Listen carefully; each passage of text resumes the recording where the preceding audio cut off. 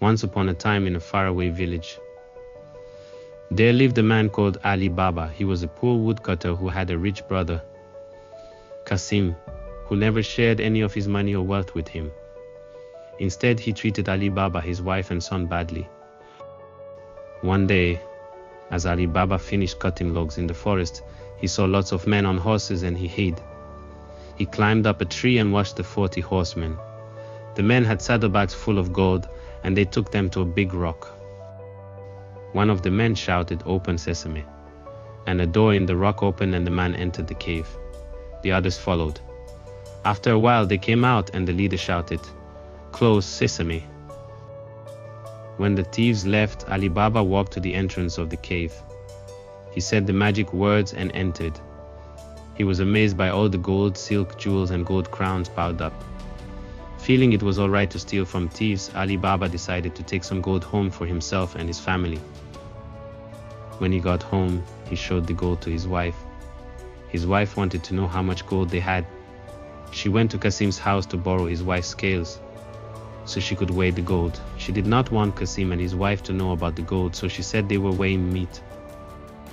Qasim's wife did not believe Ali Baba's wife and wondered where they could have got the money to buy meat. She tricked Ali Baba's wife by putting honey in the bottom of one of the pans. When Ali Baba's wife returned the scales the next day, a gold coin was stuck to the honey. Qasim's wife knew their secret. When she told Qasim about his brother's gold, he was jealous. He went to Ali Baba's house and asked his brother where he got it. When Ali Baba saw the gold coin, he told his brother about the cave and the 40 thieves. The next morning, Qasim went to the cave with 10 donkeys carrying 10 huge chests.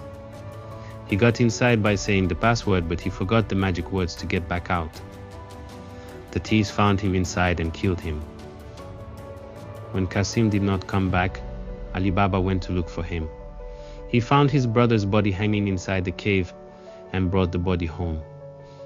With the help of Marjaneh, Qasim's servant girl, they gave Qasim a good burial without anybody wondering about the cause of his death. The thieves found that the body had gone and soon realized that somebody else must know their secret. They set out to look for him in town. They came up with many plans to find the man. However, each time their plans were foiled by the clever Marjaneh. The thieves eventually found the house of the man they were looking for. They did not know his name, Ali Baba. The leader of the thieves made a plan to kill the man who had stolen from them. He bought 20 donkeys and 40 large clear ore jars with loose lids. He loaded the donkeys with 2 jars each and filled 1 jar with oil. He told his 39 men to take their swords and daggers and to hide inside the jars. He gave them orders to be ready to jump out and attack the man who stole from them. The leader filled the 40th jar with oil. He then went to Ali Baba's house, pretending to be an oil merchant in need of a bed for the night. Ali Baba gave him food and a bed and a stable for his donkeys. The thief left his 40 jars in a long row in the courtyard.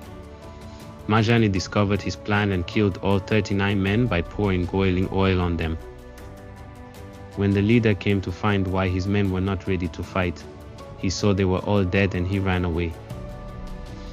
A few weeks later, the leader of the thieves went back to the town, disguised as a merchant. He soon became friends with Ali Baba's son, Khalid, who took him home for dinner. Ali Baba invited him inside, but Marjaneh soon grew suspicious of the man. After dinner, Marjaneh performed a dance with daggers to entertain the guest. As she finished, she raised her dagger and killed the dinner guest. All 40 thieves were dead and Ali Baba and his family were safe once and for all. Ali Baba was so impressed with Marjaneh that he offered his son to her for her husband. Khalid happily married Marjaneh and they had a baby. Ali Baba decided to show Khalid the cave with the treasure. Khalid promised that he too would show his son the cave when he was old enough. And so Ali Baba and his family were never poor again.